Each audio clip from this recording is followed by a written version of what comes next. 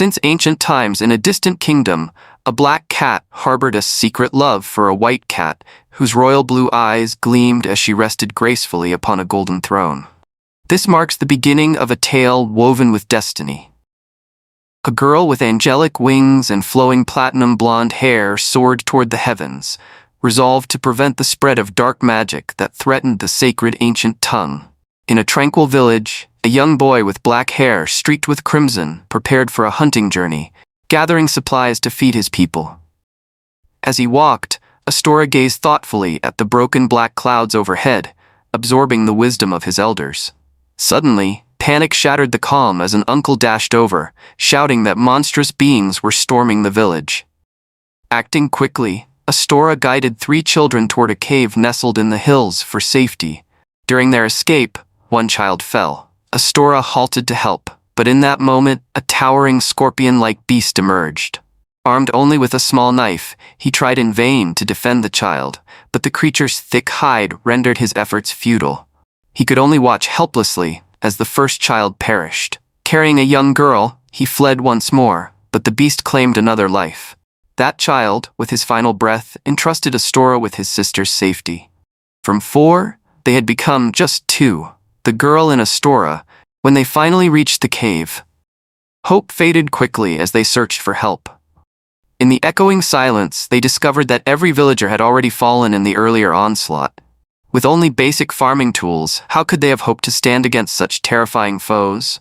Alone now, Astora survived, but his home, once filled with joy and laughter, was now only a memory.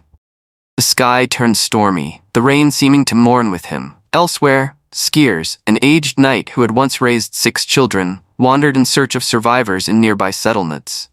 Along the way, he stumbled upon Astora, who was tirelessly digging graves for those slain so mercilessly. The boy was gaunt and weary, having dug for days without rest or food. Skiers offered him bread, which Astora devoured hungrily.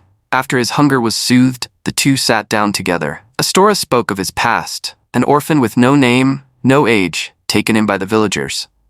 He voiced his anger at the Dark King, wondering how a ruler could permit such horrors to roam free. Skiers saw in the boy a desire not for vengeance, but for peace and joy. Yet he also saw the innocence and youth still lingering in Astora's heart.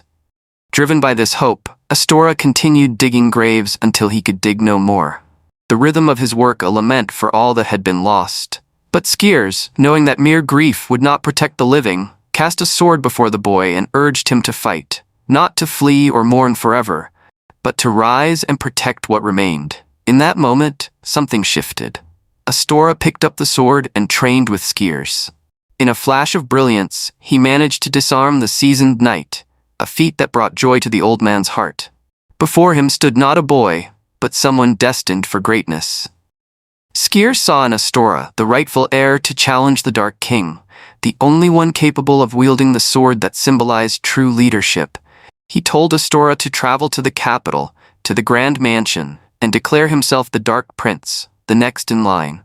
He must win the trust of the Knight Valis, who would care for him and guide his way. Skiers believed this era belonged to Astora, and that he could reshape the world for the better. As Astora shed a single tear, a radiant halo glimmered around him, revealing his divine destiny. The Dark King's soul left the realm, finding peace in the Sea of Bliss. Far away, Iris, a girl with snowy hair and the ruler of the kingdom of Shiro, marched with her soldiers to push back the darkness. Though they won a temporary reprieve, Iris knew that greater battles loomed. She allowed her warriors to rest and strengthen themselves, sensing that the darkness was growing ever more powerful. Alone in her burden, Iris reflected on the trials to come. The embodiment of the Dark King was not defeated, only biding its time. She knew the next war might be their hardest yet, and only those who trained with utmost resolve could hope to prevail. Each battle was more intense than the last.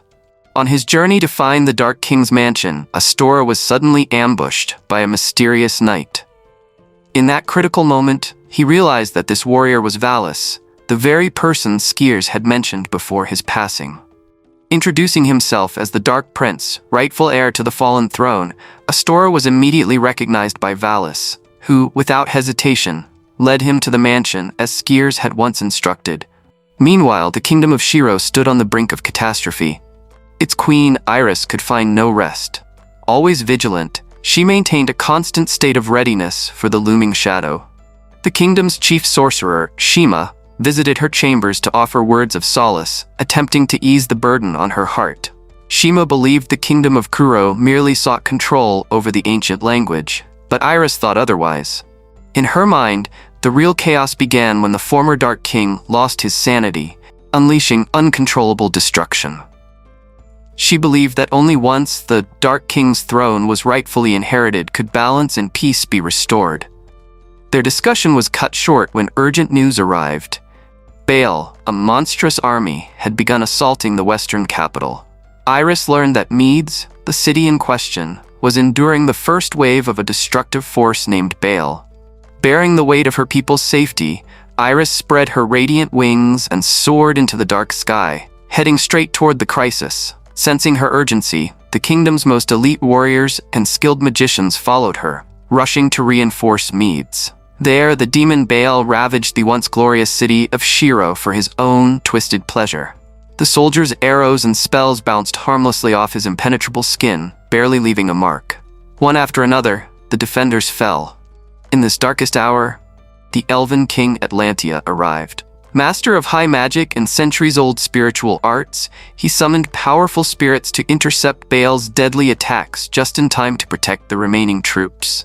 Relentlessly, he cast intricate incantations, keeping the beast at bay. Elsewhere, Shiro's reinforcements encountered a troubling sight. A battalion from Kuro stood before them, but they showed no hostility. Ordinary citizens, they surrendered peacefully. However, an ominous force soon twisted their minds and bodies. These innocent souls were consumed by darkness, turned into mindless attackers. What should have been peace quickly turned to chaos. Back in Medes, Atlantia pressed on with his magical onslaught. The ground trembled under the might of his spirit-guided strikes, yet Baal shrugged off each one with alarming ease. He retaliated without mercy. One crushing blow shattered the protective barrier created by three powerful spirits, shaking the battlefield. Seeing her people fall so brutally ignited a furious rage within Iris. Her snowy wings lit up the dark skies as she surged forward with a sword gleaming in divine light. Around her, her soldiers battled villagers who had lost themselves to darkness, victims, not enemies, yet merciless in their attacks. Despite Iris unleashing powerful ancient techniques, Baal treated the clash like a mere game. His strength made even the queen's fiercest strikes feel like ripples on water. In a final, desperate effort, Iris prepared to invoke the full might of the ancient language, but Atlantia halted her, warning that the ancient source could no longer sustain such power. Perhaps out of boredom or recognizing no worthy opponent remained, Baal withdrew from the battlefield, leaving behind a wounded, yet still standing Medes. As dawn's light broke through the clouds, hope returned to the war-torn kingdom. Together, Iris and her warriors began the painful work of rebuilding what had been lost. In the depths of the Dark Realm, a lone goblin dared to speak against the war with Shiro, claiming it was meaningless. Without hesitation, the king of Kuro struck him down. The Dark King believed the blue skies of Shiro had no right to exist. To him, night was the world's natural order, and Shiro's people were simply delaying the inevitable submission to darkness. The idea of coexistence was a lie. Kuro and Shiro could never share this world. Only when darkness reigned completely would peace return to his kind. To the Dark King, the era of the old monarch was meaningless unless it served as a test for those who would succeed him. He awaited proof of their purpose. When Valis returned from the realm of darkness, Astora immediately asked him to be his mentor, to teach him the art of the sword and help him grow stronger. Yet Valis, who had served many monarchs, saw how much Astora still lacked. For now, he believed, the boy was unready to vie for the fate of the Dark Kingdom. Still, training had to begin, for swordsmanship was not merely a battle, but the shaping of a future king. Valis, though known for his stern and demanding methods, played a crucial role in shaping the hidden talents of the realm. Despite his rigorous teaching, he held a deep affection for Astora and trained him with care and patience, gradually refining the boy's abilities. Astora, with a heart full of light and compassion, also devoted himself to helping the people of the kingdom rebuild their homes and restore prosperity. It wasn't long before he proved his growth, disarming Valis in a training match, a powerful testament to how far he had come from the helpless boy who had once watched his loved ones fall to monstrous horrors. Moved by his progress, Valis entrusted Astora with a battle garment once worn by skiers in his youth, a symbol of legacy and honor. Far away in the desolate region of Cairo, Princess Groza of the Dark Kingdom traveled alongside her soldiers in search of worthy successors to lead. Complaining about the difficulty of navigating such a barren wasteland, she suddenly found herself under attack by a swarm of monsters. But as one of the realm's elite leaders, Groza displayed exceptional strength, annihilating the creatures without hesitation. Yet in a fleeting moment of vulnerability, she was caught off guard by a lone surviving beast, its claws aiming straight for her heart. Just as danger struck, a young warrior stepped in, swift, precise, and deadly. In one fluid motion, he eliminated the threat with a single strike. That warrior was none other than Astora, now a hardened knight molded by months of relentless training under Valis' mentorship. Groza, stunned by the young man's strength and presence, found herself entranced, momentarily forgetting her royal mission. As she watched Astora walk away, entranced, her soldiers quickly reminded her he was the very person she had been searching for. Later, within the walls of a modest tavern in the capital, Groza formally challenged Astora to join the competition for the legendary Grand Sword of Kuro, a trial to determine the strongest among them. Astora agreed without hesitation. Nearby, at another table, a red-haired young man with piercing eyes listened quietly, having overheard every word. In the luminous kingdom of Shiro, Queen Iris sat in solemn silence upon her golden throne, haunted by the losses suffered in the recent battle against Baal. She bore the guilt of every fallen soldier, blaming herself for not protecting them better. Sensing her sorrow, the sorceress Shima approached to console her queen, offering comfort and seeking permission to head to Meds to restore its fortifications. As a new dawn broke across Shiro, its golden light fell upon the queen as she stood in solemn prayer for her people's safety. Shima joined her, and in that serene moment, the two women had a heartfelt conversation about the burdens and responsibilities of rulership. They vowed to support one another in guiding the kingdom forward. Near a radiant tower that served as the home of the White Witch, both Iris and Shima paid their respects to the ancient sage. The thought of passing the crown brought unease to both of them. Though the responsibility was immense, they still held on to the innocence and idealism of their youth. One peaceful afternoon, Iris wandered joyfully through the forest, gathering wild herbs with Shima's family. That evening, they shared a warm meal filled with laughter, though the comfort was brief. Fios, a gentle and loyal figure, later escorted the queen home safely. As she walked in silence, Iris reflected on what it truly meant to lead a people. Though Fios had no answers, he pledged to be the blade that shielded her from harm. On a cliff overlooking the tranquil world below, Iris stood with the wind in her hair, deep in thought, until sudden dark shapes descended from the clouds, attacking without warning. She quickly summoned her cleansing incantation, banishing the shadows from the sky. A voice echoed in the air, helping her realize that the true role of a queen was to unite nations, not simply rule one. Meanwhile, in the mansion of the Dark King, Astora, now a representative of the Seer's lineage, had arrived to compete for the title of Dark Prince. Valis, confident in his student's strength, chose not to accompany him, certain that Astora could stand on his own. The competition to earn the legendary Grand Sword of Cairo attracted many powerful contenders from across the lands. The opening trial took place in a massive arena, teeming with lethal beasts. The goal? Survive and advance as one of the final two. As the monsters were unleashed, each contestant revealed their unique strengths. Some wielded magic with finesse, others were expert marksmen, striking down their targets with unerring precision. During the chaos, a female mage misfired her spell, failing to bring down a deadly creature. Watching from nearby, Astora was reminded of the horrors he had once endured. He could not allow history to repeat itself. Without hesitation, he moved to act.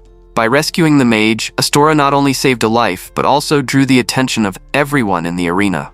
Soon after, a monstrous demon, larger and more powerful than any before, was unleashed. It tore through the competitors with ease, overpowering them in moments. Yet, thanks to the grueling training under Valis, Astora faced the beast calmly. With a single, decisive strike, he brought it down, becoming one of the last three standing. One of the remaining contenders, a red-haired warrior named Edders, noticed a stealthy ninja attempting to ambush Astora from behind. With sharp instincts and a merciless strike, Edders eliminated the threat, securing both his and Astora's place in the final match. During the break between rounds, Edders confronted Astora, criticizing his earlier act of compassion. He argued that a true king doesn't need to save others. Strength should be found within, and only the strong deserve to survive. But Astora firmly rejected this harsh philosophy. He believed in a kingship built on protection, unity, and compassion, not cold isolation. When the final round began, Edders launched a fierce offensive, attacking like a raging storm. However, Astora's well-trained body and calm mind deflected the barrage with ease. In a fluid motion, he disarmed Edders, knocking his blade from his hands. Undeterred, Edders retrieved his sword and challenged him again, refusing to accept defeat.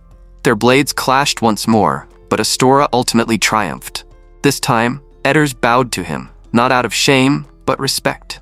The Grand Sword of Cairo was awarded to Astora, and with it, he officially claimed the title of Dark Prince. Outside the arena, Valis greeted his student with pride, entrusting him with an important letter to deliver to Shiro. A message from the heir of Kuro's throne. As Astora journeyed by boat toward the kingdom of Shiro, the Kuro soldiers cheerfully sang songs while refueling. The vessel cut through the sky's white mist, revealing the picturesque land of Shiro for the first time. Though beautiful, the unfamiliar kingdom posed hidden dangers. Edders and Groza were wary, knowing that tensions between the two nations were still high. Edders proposed that Astora act as the envoy's bodyguard in a clever disguise. If trouble arose, the envoy would be the primary target, protecting Astora's identity. Upon docking, they were met by Fios, a cautious and loyal figure from Shiro. He immediately questioned the motives of the Kuro emissaries, but Edders, ever tactful, quickly explained their true purpose, that many people in Kuro opposed the war, but few had the power to challenge their deranged king. His honesty won over Fios, who allowed them passage into the royal palace. As they traveled through Shiro's peaceful streets, Astora marveled at the serenity around him. It was everything he dreamed a kingdom could be, joyful, united, and free. However, the locals eyed the foreign visitors with suspicion. Their entry into the palace was met with cautious silence. Then, Queen Iris entered the grand hall. The moment Astora saw her, he was struck by her beauty and grace. After reading the letter, however, Iris firmly rejected the idea of peace, insisting that the suffering inflicted by the darkness could not simply be forgiven. Edders explained that the demonic attacks had devastated Kuro as well, all caused by their out-of-control king who sought nothing but destruction. Yet Iris remained skeptical. With Baal already defeated, she feared Kuro's mad king would next turn his wrath on Shiro. Though silent, Astora inwardly disagreed. He believed that with him on the throne, the cycle of destruction would end. He was determined to reshape Kuro and open a new chapter of peace between the two nations. Still, the Shiro leadership struggled to trust the offer. Iris told them a final decision would be made in the days to come. Back in Kuro, as the diplomatic envoy faced resistance, soldiers on standby were joking among themselves, only to be disciplined by Groza, who ordered them to scrub the ship clean. Their laughter was cut short when Groza was urgently summoned to the palace, signaling the looming threat of war. Meanwhile, Astora and Edders were granted guest rooms in the palace. Before leaving, Fios was approached by Astora, who inquired about the King of Light. But Fios, skeptical of Astora's status, dismissed his question, believing a commoner had no right to ask about the realm's highest authority. That night, as stars shimmered above, Edders noticed a tension in Astora, a sense of urgency. He understood that Astora wanted peace more than anything else. Edders began to suspect that Shiro's leadership, viewing themselves as righteous, might try to manipulate events in their favor. Yet, Astora rejected such suspicion, believing that Iris was different. In her, he saw someone who might truly listen, someone who held the power to change everything. Hiris, meanwhile, was quietly weighing her decision, determined to lead in a way that would guarantee her people's safety. Before dawn, key representatives from both Shiro and Kuro gathered in the royal hall. Iris asked Astora what he, as a citizen of Kuro, believed was the path to defeating Baal, before she would agree to sign the peace accord.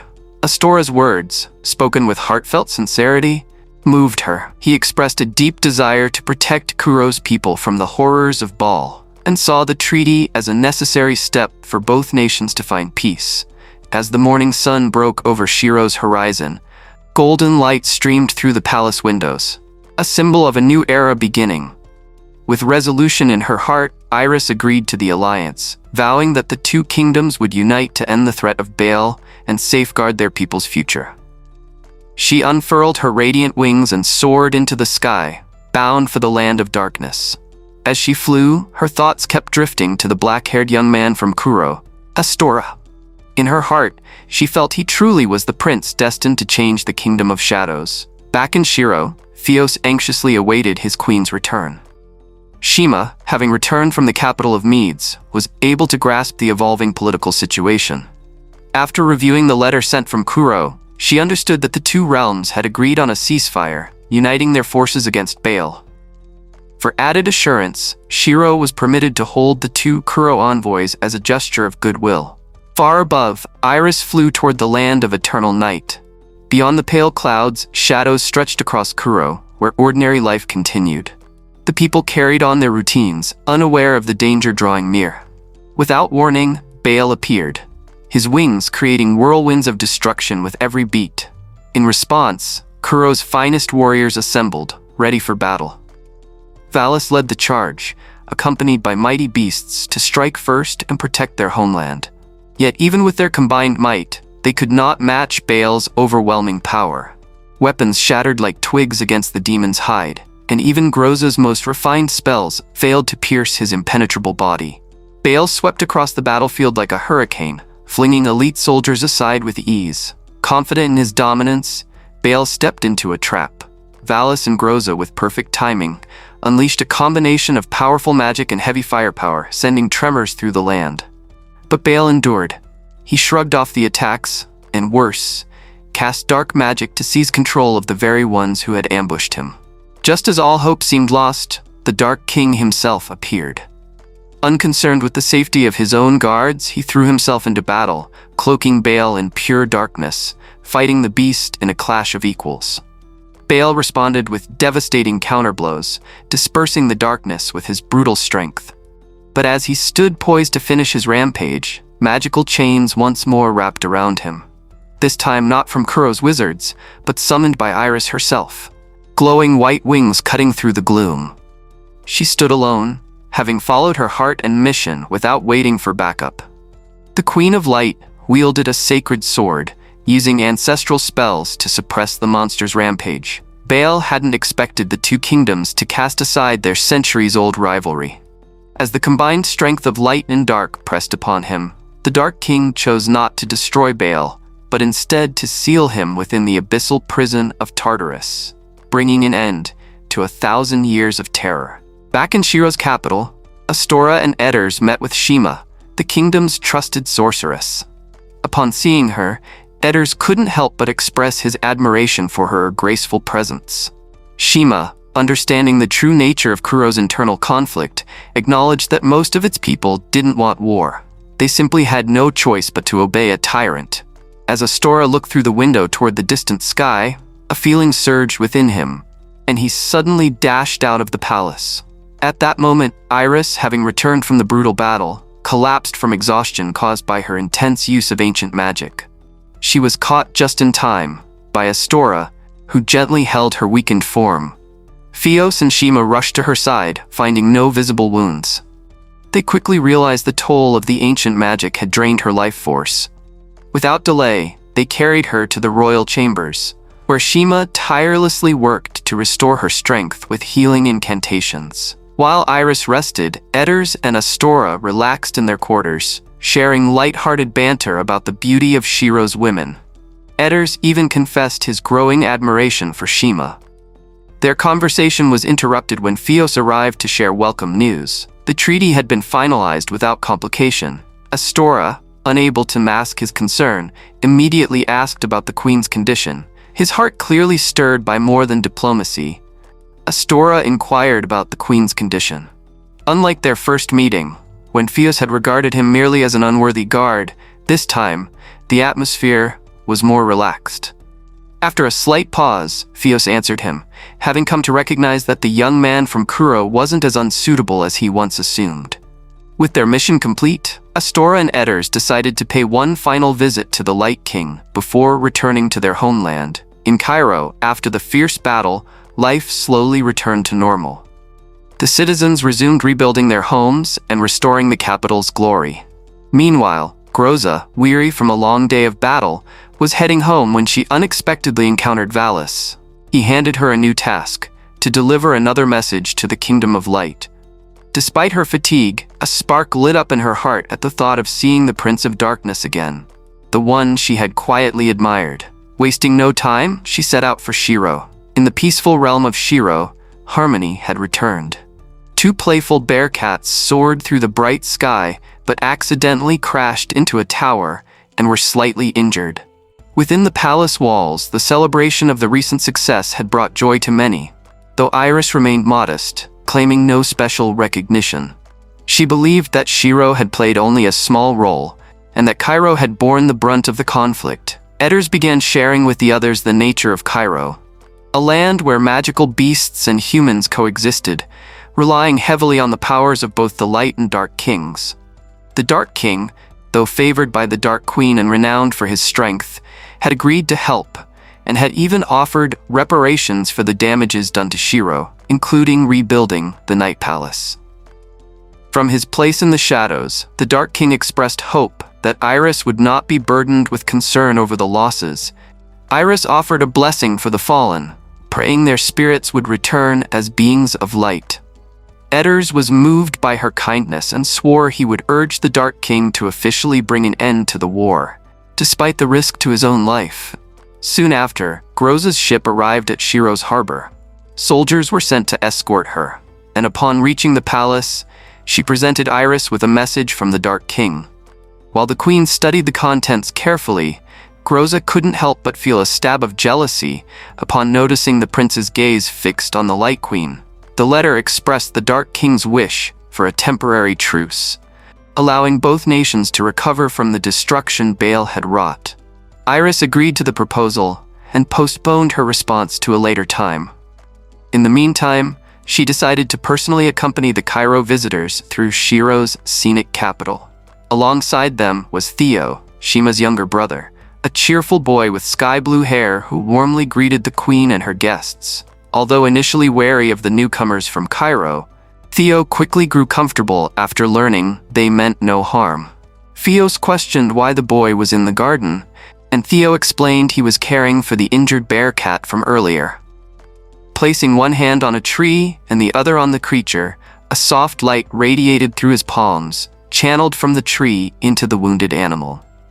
The healing energy worked swiftly, and the grateful bear cat respectfully crossed its paws in thanks before flying off into the sky. Fios was stunned by the boy's aptitude for healing magic, skills he had mastered in just a short time under Shima's guidance. Groza, watching from afar, was struck by how different Shiro's bear cats were from those in Cairo, where they were known for causing mischief and stealing goods. Still, they had their own charm. Astora, with a warm smile, laughed and spoke kindly with Queen Iris, which only deepened Groza's envy.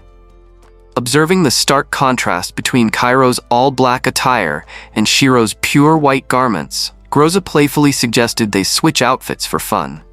Edders and Fios were the first to exchange clothes, receiving compliments for their unexpectedly fitting new looks. When it came time for the ladies to switch outfits, Groza eagerly chose Iris's elegant gown. But in Shiro, it was a sacred tradition. Outsiders were not permitted to wear the queen's garments. Respecting this rule, Groza refrained and instead offered her own attire to Iris. As Iris donned Groza's dress, the difference in aura and bearing was obvious. The outfit appeared too large and didn't suit her delicate frame. Groza had secretly hoped the prince would lose interest in Iris, but before her plan could play out, Shima stepped in and tried on Groza's clothing herself. Outside, the men grumbled about waiting too long. Eventually, the three women stepped out, each wearing someone else's attire. Edders nudged Astora and asked who he thought looked best. With clever diplomacy, Astora managed to compliment all three, keeping the peace and earning their smiles. As night settled in, Groza and Fios engaged in a spirited chess match. Although it was close, Fios eventually lost due to his lesser experience. With hunger setting in, Shima offered to cook for the guests. Using her impressive culinary skills, she prepared a rich and delicious feast. As they began to eat, Astora noticed the flavors were unfamiliar, different from the cuisine of his homeland. Edders and Groza also remarked that the food in this kingdom, they noted, was noticeably more mild compared to what they were used to in Kuro. To demonstrate the contrast, Groza brought out some small, dried fish from her homeland. As everyone tasted it, the sharp difference in flavor became apparent. Most found it far too salty, prompting Iris to remark that even small details like culinary preferences were important for understanding and harmony between nations. Astora was struck by an idea. He combined the salty fish with the earlier soup, and surprisingly, the pairing balanced the flavors well. The result was so enjoyable that everyone ended up finishing both the fish and the soup, leaving nothing but empty dishes. Despite the satisfying meal, Fios commented that he still preferred the simple wild vegetables Iris had foraged. Astora, reminded of the sunless forests in Kuro where the plants were dry and lacking vitality, remarked that sunlight surely made everything taste better. Hearing this, Iris eagerly proposed a visit to the forest the next morning. Her eyes lit up with excitement, a sight that captivated Astora, much to Groza's dismay. That night, beneath a moonlit sky, Astora stood by the window lost in thought. Groza quietly approached and gently asked him about the prince. But Astora's thoughts were entirely focused on Iris. Though her heart ached, Groza silently vowed to remain by his side, no matter what. Meanwhile, Iris rested peacefully in her chambers, her heart content in the moment of peace they had earned. The following morning brought crisp air and golden sunlight. Iris and the guests from Kuro set out together to the forest to gather wild greens. Though eager to lead, Iris moved at a slower pace than usual, still recovering her strength. They eventually reached a grove near a towering tree, the same place where Iris often gathered ingredients for her home-cooked meals. Edders, thinking the activity was too simple for such a beautiful day, suggested turning it into a friendly competition, with participants working in pairs. Fios and Groza were quick to agree, imagining a romantic scene with their respective interests. But Edders proposed mixing the pairs, one person from Shiro and one from Kuro, to promote unity. Groza, although smiling on the outside, felt a twinge of disappointment inside. Fios reluctantly agreed, but still tried to stay close to the queen, citing her safety as a reason. Iris, ever thoughtful, gathered everyone and demonstrated how to distinguish safe plants from poisonous ones, emphasizing that some could be harmful if picked carelessly. She pointed out several, including thorny buds and young avocado shoots. With her guidance, the groups quickly understood how knowledgeable the queen truly was, and the competition began in earnest. Edders and Shima initially had some tension, as Shima still carried some grudge against him. But with Edders' calm demeanor and kind gestures, the two soon found common ground and focused on gathering. Astora, paired with young Theo, spotted a plant but wasn't sure if it was safe to eat. They called over Iris, who identified it with ease. Astora praised her expertise, making her cheeks flush slightly with embarrassment, and she offered to join him. While collecting plants together, their hands brushed briefly, sending Theo into a fury. He nearly unsheathed his sword out of sheer protectiveness. Groza, too, was upset seeing Astora so close to another woman. But Theo soon realized something important. Trust and unity weren't unique to Shiro. They were just as valued in Kuro. Groza clarified that the one she admired, the future king, was someone of strong morals and great ideals. Theo misunderstood, thinking she meant Edders. As the competition wrapped up, everyone gathered back under the great tree to compare their harvests.